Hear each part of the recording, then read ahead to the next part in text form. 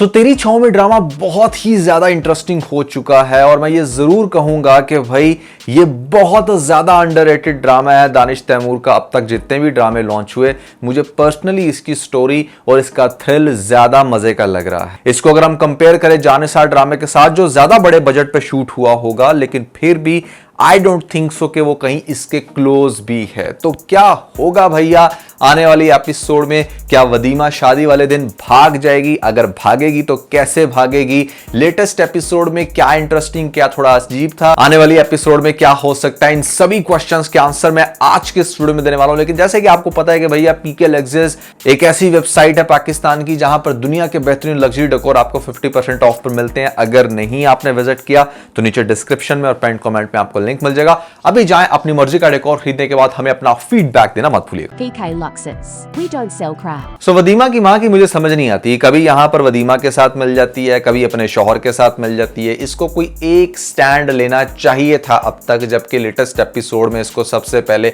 यह कहते हुए दिखाया गया वदीमा की होने वाली सास से कि नहीं सब ठीक हो जाएगा, मेरी बेटी शादी कर लेगी। और फिर हस्बैंड के कहने पर डेफिनेटली यहां पर वो जाती भी है सलार के पास। I think that was a best opportunity for her के उसके साथ बैठ कर डिस्कस ही कर लेती कि किस तरीके से वो हेल्प कर सकती है उसकी, क्योंकि ये बात तो उसको क्लियर है कि हाँ उसकी बेटी सलार के साथ ज्यादा सिक्योर भी होगी और वहां पर बेस्ट फ्यूचर है। लेकिन फिर भी उसको जाकर कह रही है कि नहीं तुम छोड़ दो मेरी बेटी का साथ, दिस एंड दैट। अपनी बेटी की जान की परवाह तो इसको ऐसे है कि जैसे शायद शौहर बहुत ही ज्यादा इस तरह का वाइब्रेंट है कि उसको जान से मार देगा, जो कि एक स्लैब भी नहीं लगा सका एट द टाइम जब उसकी बेटी उसको डायरेक्टली मुंह पर कहती है कि मैं शादी करूंगी तो सिर्फ सलार से। क्योंकि उस पॉइंट पर मुझे ऐसा लग रहा था कि शायद यहां पर चूंकि जिस नेचर का उसको कैरेक्टर दिखाया गया ना कि मतलब हाँ वो बड़ा शॉर्ट टेम्पर्ड है, बहुत ज्यादा गुस्सा करता है, बट वहां पर उसने इतना सेंसिबल एक्ट कैसे किया, कैसे उसने सिर्फ अपनी बेटी की बात सुन के साइड पे हो गया, ये बात मेरी समझ में नहीं आती। हाँ वो चालाक तो जरूर है, उसको बड़े आराम से प्यार से कन्विंस करने की कोशिश कर रहा है कि तुम शादी कर लो, मैं तुम्हें माफ कर दूंगा। अरे भैया तेरी माफी की उसको कहां परवाह है? तो हमारी वदीमा को सिर्फ परवाह है तो वो हमारे सलार की, और वो उसके लिए कुछ भी कर सकती है। I really love the way वदीमा इज टेकिंग स्टैंड, क्योंकि बहुत सारी लड़कियां ना एक्चुअली में कमिटमेंट कर लेती हैं बट वो अपने घर वालों के सामने स्टैंड नहीं ले पाती। मुझे बहुत अच्छा लग रहा है जिस तरीके से इतना टफ माहौल होने के बावजूद भी उसने एक स्टांस अपनाया। उन लड़कियों पे सख्त गुस्सा आता है जो घर वालों के सामने कोई और स्टांस अपनाती हैं, अपने आशिक के सामने कुछ और। तो ये चीज नहीं होनी चाहिए भैया, एक साइड पिक करो, इससे आपकी जिंदगी भी आसान हो सकती है। सो यहां तक वदीमा का कैरेक्टर बड़ा मजे का है, वो स्टैंड ले रही है और वो हर तरह से ये बात वाजिया कर चुकी है कि उसको मौत कबूल है लेकिन सलार के अलावा जिंदगी कबूल नहीं। और अपनी मां को भी बड़ा करारा जवाब देती है कि जो उसको कहती है कि हाँ सब कुछ ठीक हो जाएगा, दिस एंड दैट, शादी के बाद ये वो। तो उसको कहती है कि क्या आप खुश हो? जब आप खुश नहीं हो तो फिर क्यों मेरे से ये आप डिमांड कर रही हो कि मैं भी ऐसी जिंदगी गुजारूं जैसी आपने गुजारी है? So very interesting. अब जो वदीमा का फियांसी है उसकी बात मुझे समझ में नहीं आती कि अगर उसकी बाजू तोड़ी है वदीमा के आशिक ने तो उसको कहता है कि जो हाल उसने मेरा किया ना वही हाल मैं तुम्हारा करूंगा। अबे मर्द का बच्चा बन, अगर तू कुछ कर सकता है तो उसका करना। एक लड़की के ऊपर काहे को तू अपनी मर्दानगी आजमाएगा है? पुलिस वाली भी इंतहा की स्टूपिड दिखाई गई है कि मतलब ऐसे कैसे कि कोई भी बाप जो है वो अगर कंप्लेन कर देगा तो आप बिना इन्वेस्टिगेशन के किसी को भी उठा लोगे। आपको एटलीस्ट थोड़ी सी चेक तो करना चाहिए कि हाँ वो जो उसका बाप एलिगेशन लगा रहा है वो वाकई वैलिड भी है या नहीं। और सलार को भी चाहिए था कि एटलीस्ट इस पॉइंट पर सब कुछ क्लियर कर देता उसके सामने कि भाई उसका जो बाप है वो दौलत के एवज उसकी जबरदस्ती शादी करवा रहा है। ऐसा कुछ भी बोलता नहीं और हाँ पुलिस वाले को कहता है कि हाँ जी बिल्कुल आप ठीक कह रहे हैं, आपका जो दिल करता है करें। इतनी तड़ी जैसे सलार लगाता ना लेटेस्ट एपिसोड में या फिर इनफैक्ट किसी भी एपिसोड में, वो पुलिस वालों को बिल्कुल भी एक्सेप्टेबल नहीं होती। आई डोंट थिंक सो कि पुलिस के सामने अगर आप ये बात करते हो कि हाँ आपका जो दिल करता है आप कर लेना, मैं अपना काम नहीं छोड़ूंगा, मैं मोहब्बत करना छोड़ूंगा, तो पुलिस वाले आपको इतने आराम से जाने देंगे। वो कहेंगे आजा बेटा इधर बैठ जा, ये लॉकर है, अब तू यहां से ना जब तक छितर तो ये सोप पड़ नहीं जाते मैं निकलने नहीं दूंगा। जो कि गलत बात है, लेकिन पाकिस्तानी पुलिस ऐसे ही चलती है। आप लेटेस्ट एपिसोड में भी गौर करो कि मतलब जिस तरह से आकर पुलिस सलार के बाप को उठाती है, मतलब कोई अरेस्ट वारंट नहीं, कोई चक्कर नहीं, कोई रीजन नहीं। ऐसे कैसे मतलब हमारी पुलिस के पास ये अथॉरिटी है कि वो कहीं पर जाकर किसी को भी उठा करके लेकर आ सकते हैं और कोई उनको पूछने वाला नहीं होता। सो ये एक बहुत बड़ा इशू है जो कि डेफिनेटली कहीं ना कहीं इस ड्रामे के अंदर भी रिफ्लेक्ट हो रहा है।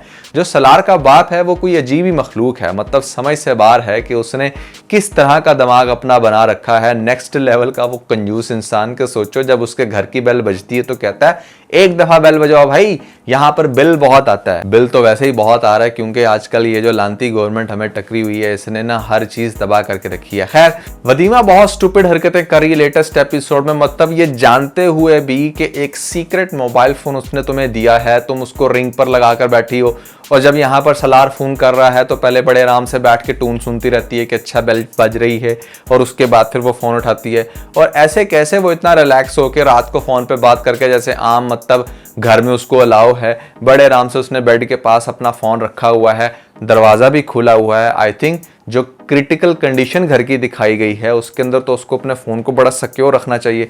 तो ये सीन थोड़े से मुझे अजीब लगे कि क्यों इतने आराम से आकर कभी उसकी माँ जो है वो फ़ोन पकड़ रही है और बाप ने भी बड़े आराम से ट्रेस कर लिया।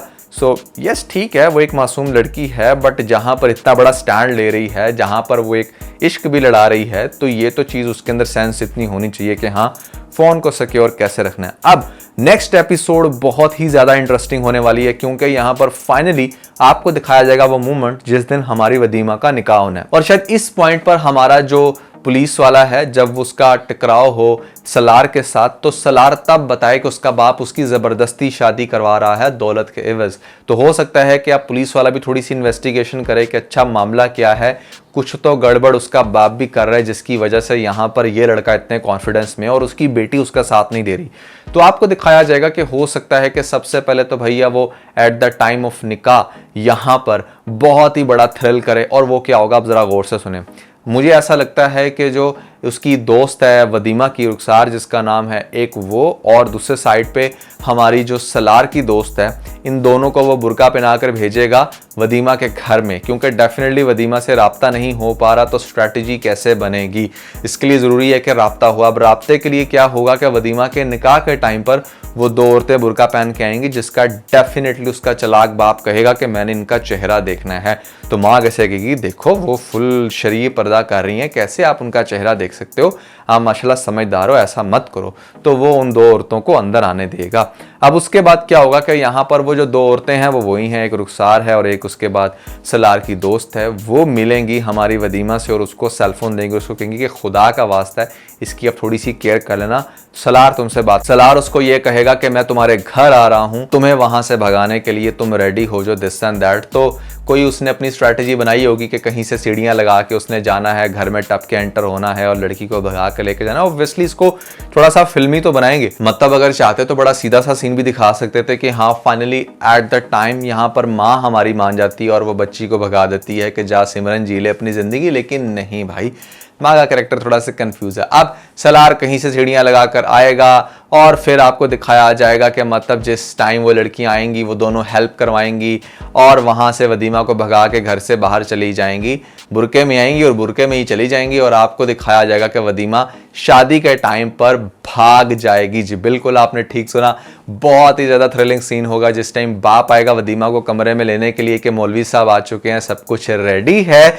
वदीमा का दरवाज़ा खोलकर देखेंगे कि भैया वदीमा वहाँ पर नहीं एग्जिस्ट करती, और ये चीज़ ड्रामे के अंदर अच्छा खासा मज़ा ऐड करेगी। फिर क्या होगा कि उसका बाप पुलिस वाले को इन्फॉर्म करेगा कि हाय हाय मेरी बेटी को वो भगा गया, ये हो गया।